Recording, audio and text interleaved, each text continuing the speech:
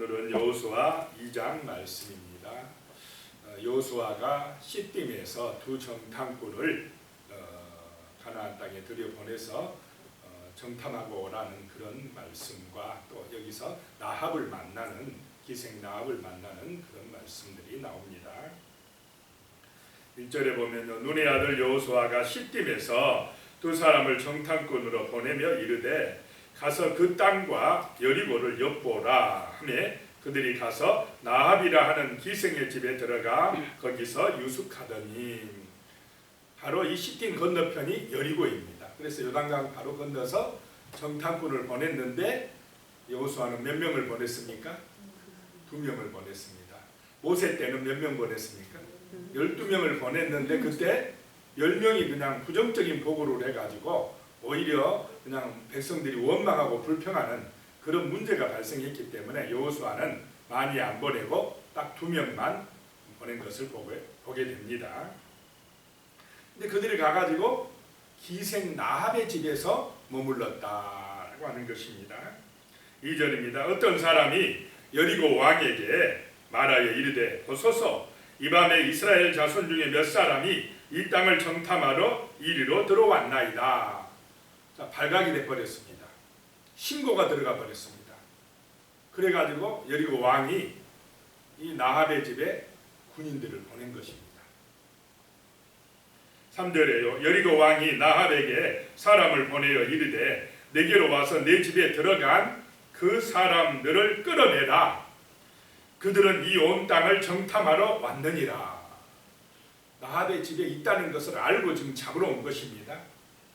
그때 4절에 그 여인이 그 두 사람을 이미 숨긴지라 숨겨져 버렸습니다.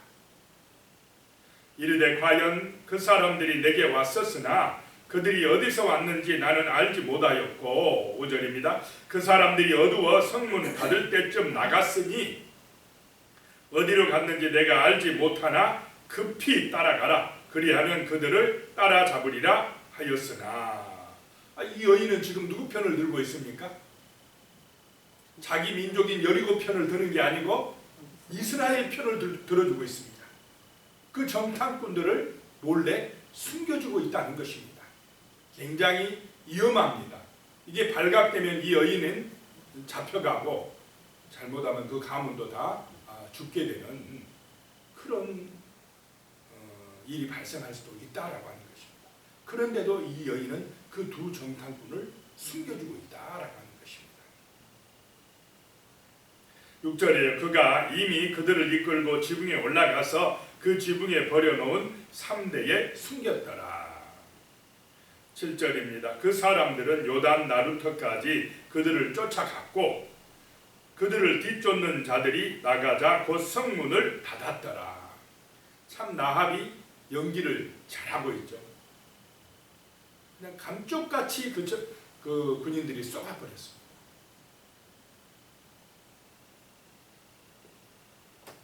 그리고 성문이 닫혀졌다. 이때는 성문이 닫아지면 아침까지 열리지를 않습니다. 나갔던 사람은 그냥 그 바깥에서 자야 돼요. 수색대가 들어오질 못한다는 것입니다. 8절입니다. 또 그들이 눕기 전에 이제 그 정탐꾼들이 지붕에서 자기 전에 나합이 지붕에 올라가서 그들에게 이르러 9절입니다. 말하되 참 여기서 이 나합의 말이 중요합니다. 말하되 여호와께서 이 땅을 너희에게 주신 줄을 내가 아노라. 우리가 너희를 심히 두려워하고 이 땅 주민들이 다 너희 앞에서 간담이 농나니. 참 이 지금 나합이 깨달은 게 뭐냐? 하나님께서 이 여리고를 가나안 땅을 너희 이스라엘에게 주신 줄 내가 아노라 라고 말씀하고 있습니다. 자, 이방 여인 기생 나합이 지금 하나님의 놀라운 말씀을 믿고 있습니까? 안 믿고 있습니까? 믿고 있습니다. 하나님이 주신 줄 내가 안다. 하나님께서 너희들을 이곳 여리고에 보낸 것을 내가 안다. 그래서 하나님을 돕는 역사, 하나님의 뜻을 이루는 역사에 이 나합이 쓰임받고 있습니다. 굉장히 지금 위험한 일을 하고 있습니다. 자기 민족의 에게 있어서는 반역 행위인데 하나님의 뜻을 지금 이루고 있는 이 나합을 볼 수가 있는 것입니다. 하나님이 주신 줄 안다. 그래서 우리 여리고 백성들은 지금 간담이 녹고 있다, 두려워 떨고 있다, 이렇게 지금 그 두 정탐꾼에게 알려주고 있는 것입니다. 그러면 어떻게 이 기생 나합이, 여리고에 사는 이 기생 나합이 이 하나님의 놀라운 역사를 알았느냐라고 하는 것입니다. 10절에 보면요, 이는 너희가 애굽에서 나올 때에 여호와께서 너희 앞에서 홍해 물을 마르게 하신 일과 너희가 요단 저쪽에 있는 아모리 사람의 두 왕 시온과 옥에게 행한 일, 곧 그들을 전멸시킨 일을 우리가 들었음이니라. 어떻게 알았습니까? 들어서 알았다라고 하는 것입니다. 아마 이 주막집이라서 사람들이 왔다 갔다 많이 했을 것입니다. 그래서 그 오고 가는 사람들이 이스라엘에 대한 소문을 들려줬다는 것입니다.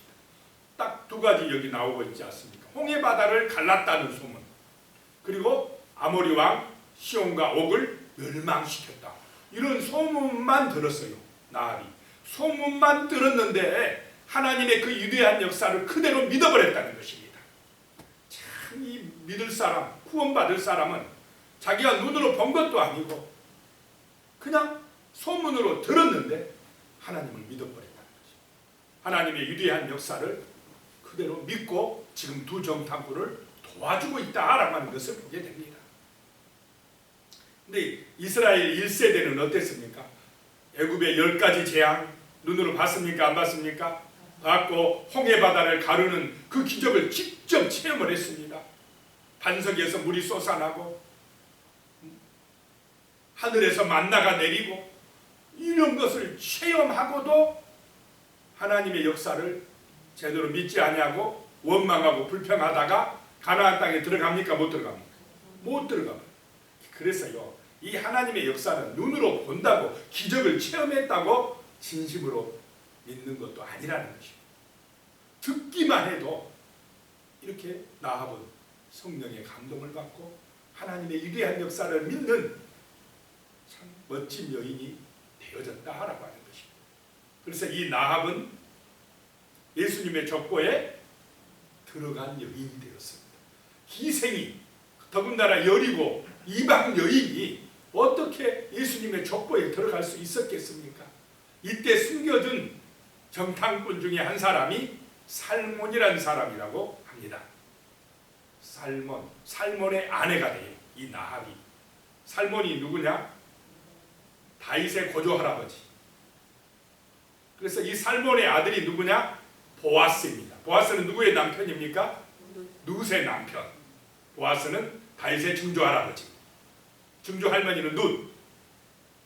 그래가지고 거기서 이제 오벳이 나오고 이새가 나오고 다윗이 나오고, 그러니까 이 멋진 사람 나합, 위대한 예수님의 족보에 들어간 여인이 되어졌다라고 하는 것입니다. 11절에 가면요, 우리가 듣자 곧 마음이 녹았고 너희로 말미암아 사람이 정신을 잃었나니 너희 하나님 여호와는 위로는 하늘에서도 아래로는 땅에서도 하나님이시니라. 아주 멋진 고백을 합니다. 위로는 하늘에서의 하나님, 땅에서는 땅에서의 하나님, 상천하지의 하나님, 최고의 신이다. 우리가 믿는 바알신 그거 아무것도 아니다. 하나님만이 참 신이라고 이 나합 여인이 고백을 하고 있는 것입니다. 12절입니다. 그러므로 이제 청하노니 내가 너희를 선대하였은즉 너희도 내 아버지의 집을 선대하도록 여호와로 내게 맹세하고 내게 증표를 내라. 누구 앞에 맹세하라고요? 하나님 앞에 맹세하고 증표를 내라.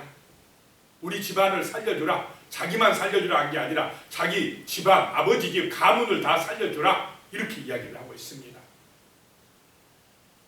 13절에 그리고 나의 부모와 나의 남녀 형제와 그들에게 속한 모든 사람을 살려주어 우리 목숨을 죽음에서 건져내라. 이 여인 때문에 그 가문이 살아난다라고 하는 것입니다. 14절에요. 그 사람들이 그에게 이르되 내가 우리의 이 일을 누설하지 아니하면 우리의 목숨으로 너희를 대신할 것이요 여호와께서 우리에게 이 땅을 주실 때에는 인자하고 진실하게 너를 대우하리라. 누설하지 아니하면 그렇게 하리라 라고 두 정탐꾼이 이야기를 하고 있습니다.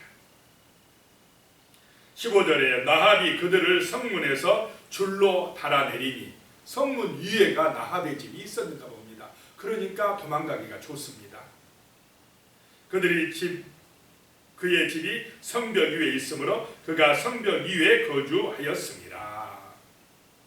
16절입니다. 나합이 그들에게 이르되 두렵건대 뒤쫓는 사람들이 너희와 마주칠까 하노니 너희는 산으로 가서 거기서 사흘 동안 숨어 있다가 뒤쫓는 자들이 돌아간 후에 너희의 길을 갈지니라. 참 이 나합이 지금 얼마나 지혜로운 여인입니까? 지금 가면 들킨다. 산에 가서 며칠 동안 숨어 있으라요? 3일 동안 어디 산에 딱 가서 숨어 있으라. 완전히 이 두 정탐꾼이 피할 길을 다 알려줍니다. 3일 동안 숨어 있다가 그 수색대가 돌아간 다음에 감을 건너라. 그대로 했습니다. 이 정탐꾼들. 17절입니다. 그 사람들이 그에게 이르되 내가 우리에게 서약하게 한 이 맹세에 대하여 우리가 허물이 없게 하리니.